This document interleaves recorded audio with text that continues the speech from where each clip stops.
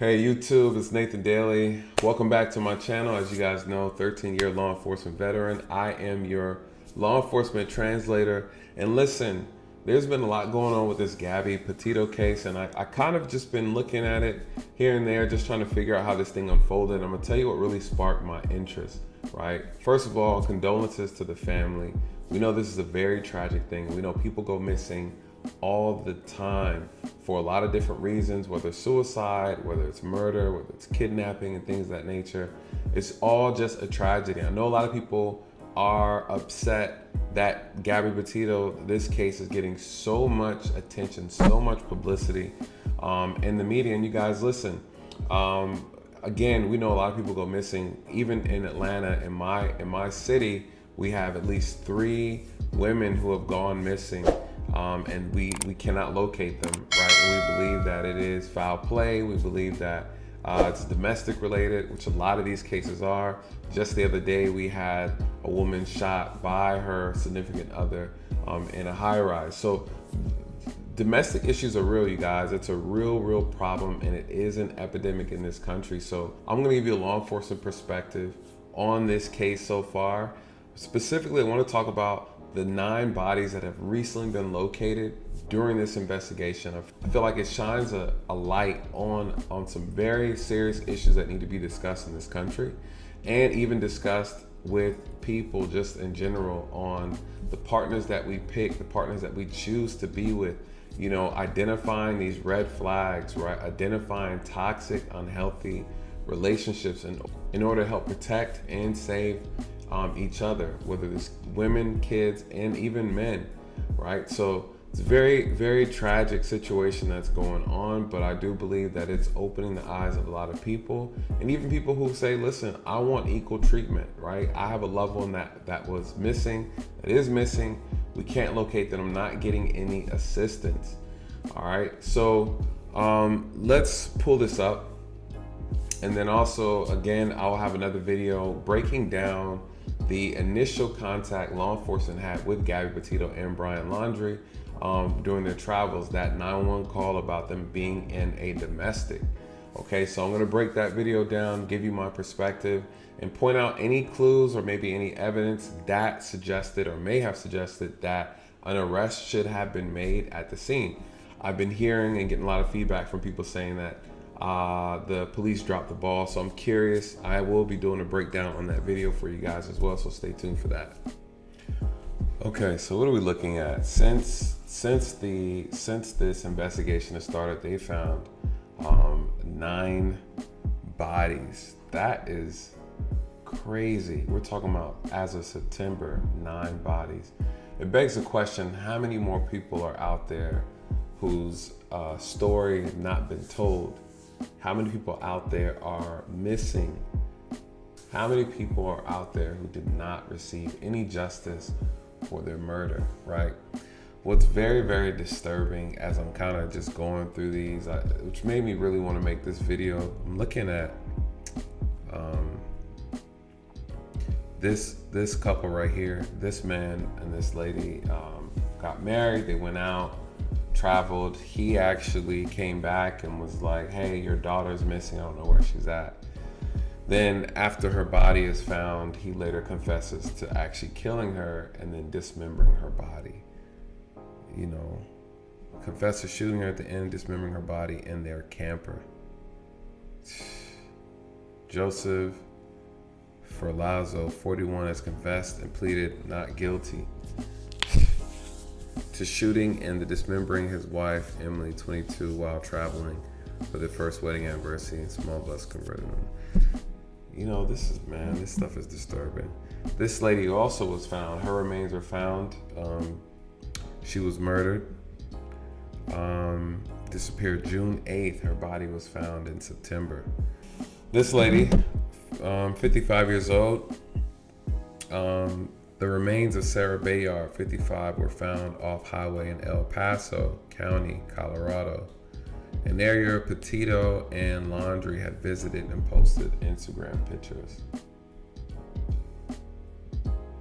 This gentleman here, investigators found that I guess Josu Calderon, 33, had been stabbed to death along the Appalachian Trail in North Carolina. Rumors quickly began that the body may have belonged to Laundrie. So,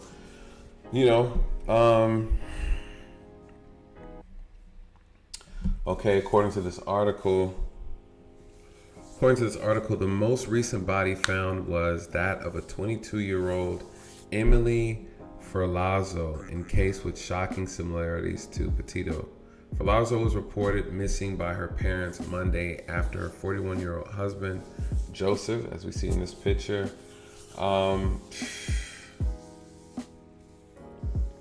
Joseph Ferlazzo returned to her parents' house in New Hampshire to tell them that he had not seen his wife since Saturday.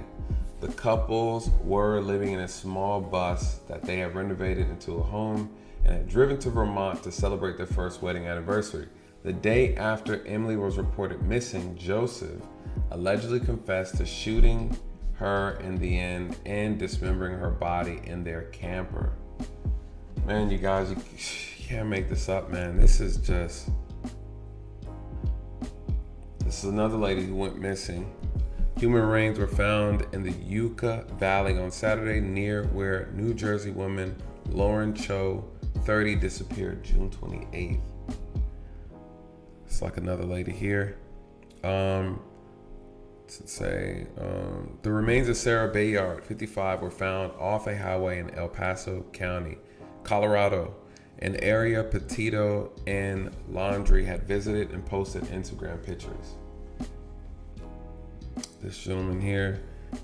Investigators found that Josu Calderon, 33, had been stabbed to death along the Appalachian Trail in North Carolina. Rumors quickly began that the body may have belonged to Laundrie, which we know that that's not the case.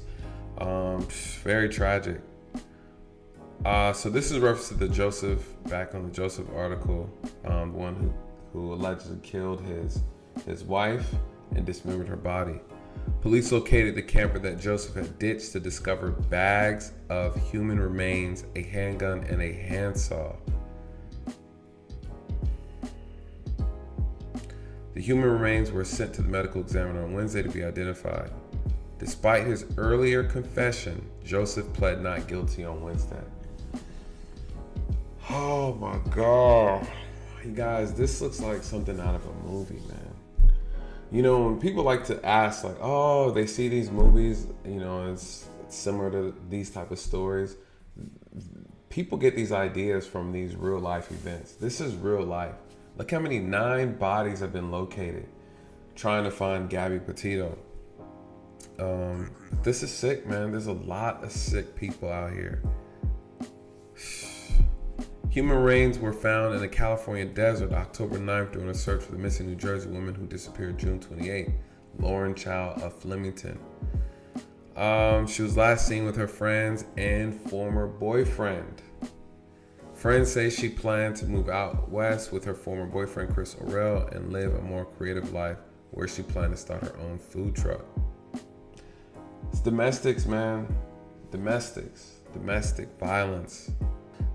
The area where the body was found is near where Cho was last seen before she became upset, presumably walked away from the resort, leaving behind her personal belongings, her friends told Bernardino County Sheriff's Department. Look at this.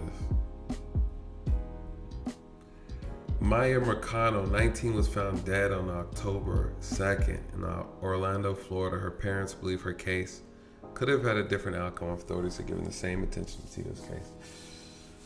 Oh, man. And again, like I said, we have women in Atlanta that are missing now, and this is just sad, man. Robert Lowry died by suicide in Grand Tennis Park. Yeah. They found his body in a sleeping bag, I believe. This one here, Kylan Schultz, 24, and Crystal Turner were both shot and killed at a campsite outside of Moab, Utah. Never heard of it. Never made the news. At least not here in Atlanta.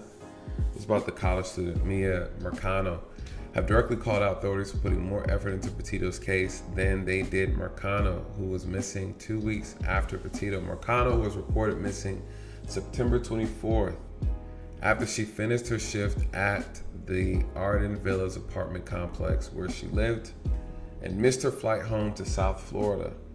The sole suspect in her death, Armando Caballero, was a maintenance worker at the apartment complex, who investigators said used his maintenance master key fob to break into and wait in her apartment. Oh my God. The 27-year-old was found hanged on September 27th. Marcano's body was later found on October 2nd in a wooded area near her apartment building with her mouth, arms, and leg bound with duct tape. Jesus Christ.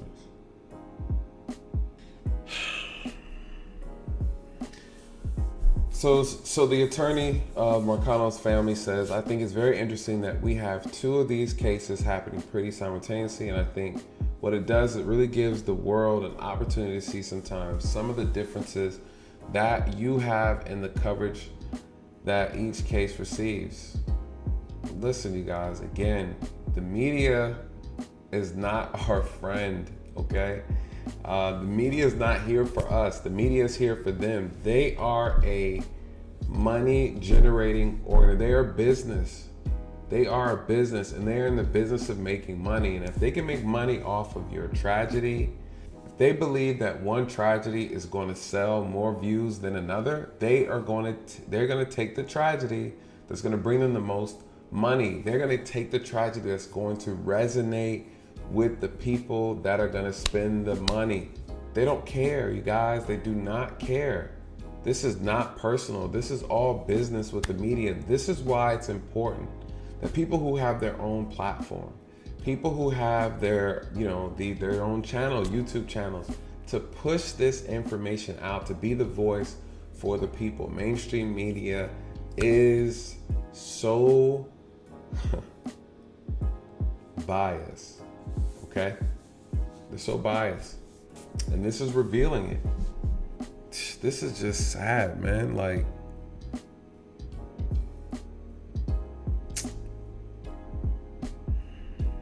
it's disgusting.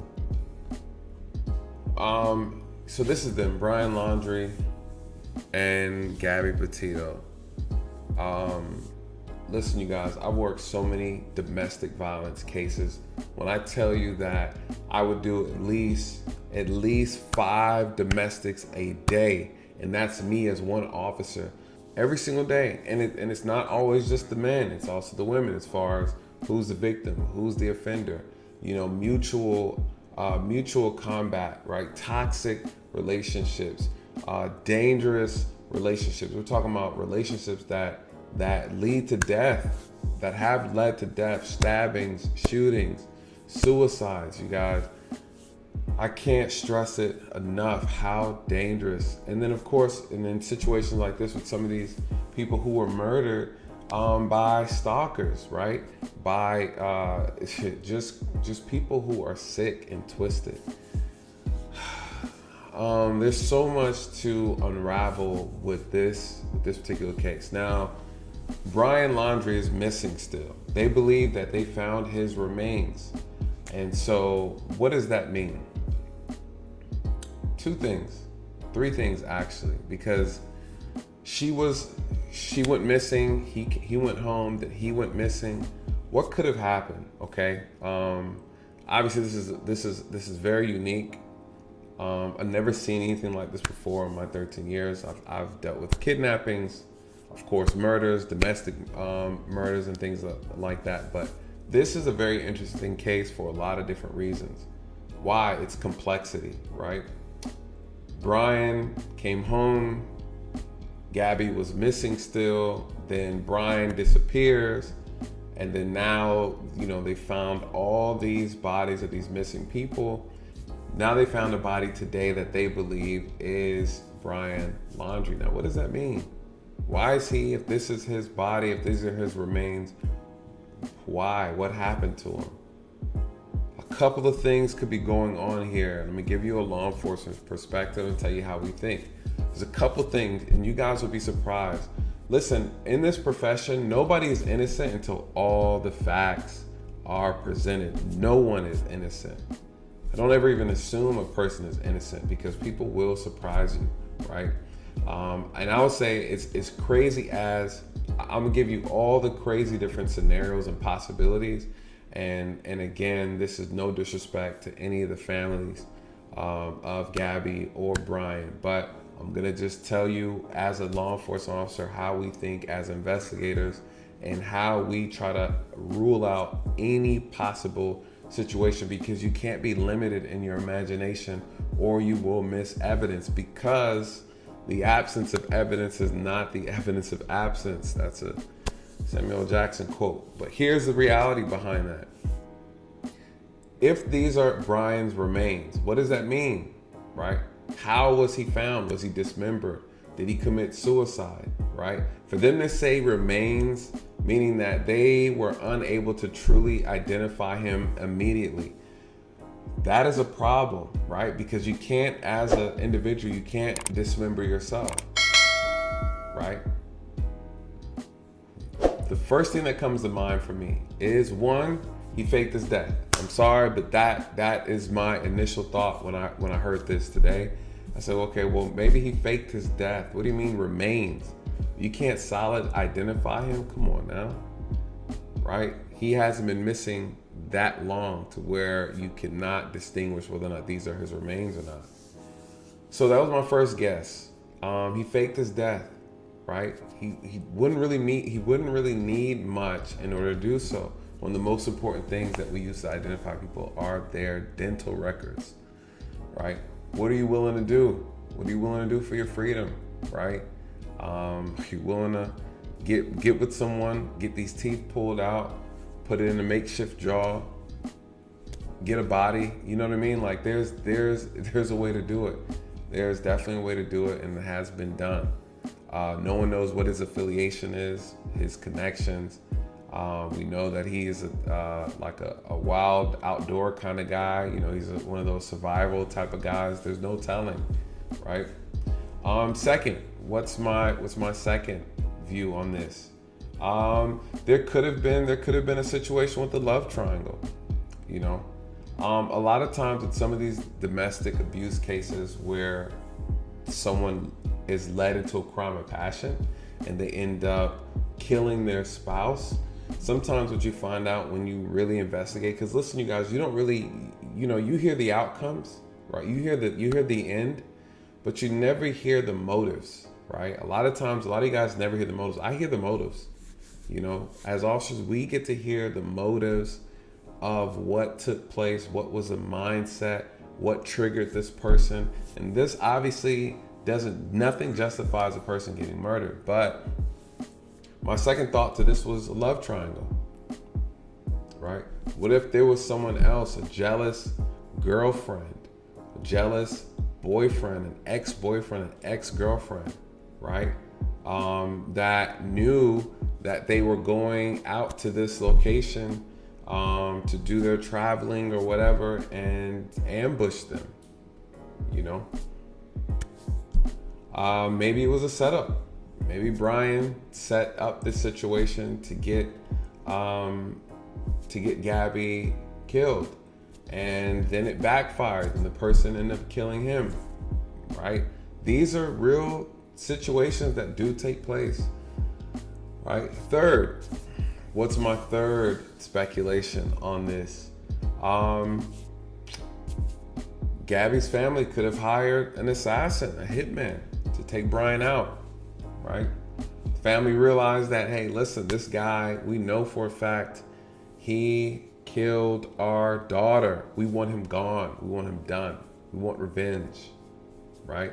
It has happened, you guys. I'm not making this up. These things have happened, okay? What if they hired a hitman? Took him out. Took him back to where it all began. Make him suffer. Make him pay, right? Make him pay the way my daughter had to pay, right? Make him pay like how my child had to pay, right? If these are truly his remains, how'd they get there? Who killed him?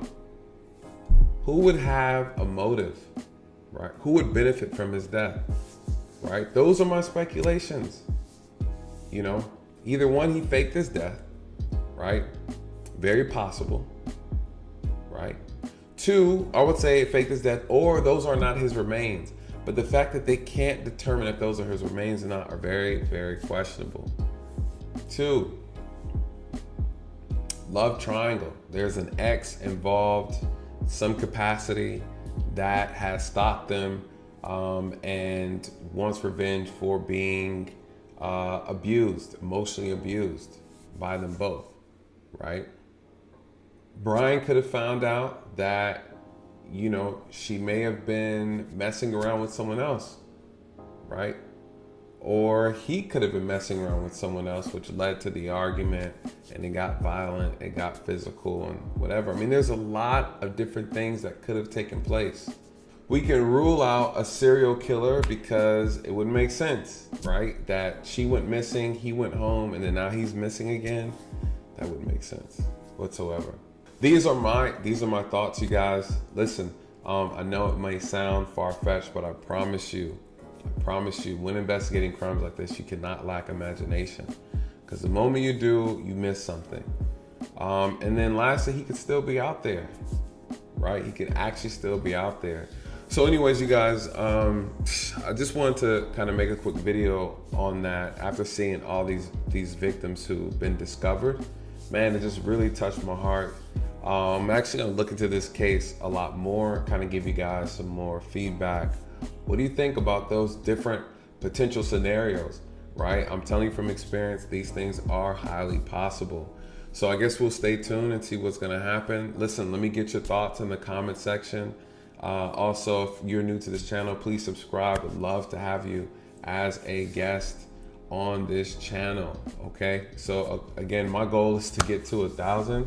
So you guys, let me know what your thoughts are. Like, comment, share, subscribe, and until then, have a good night. God bless.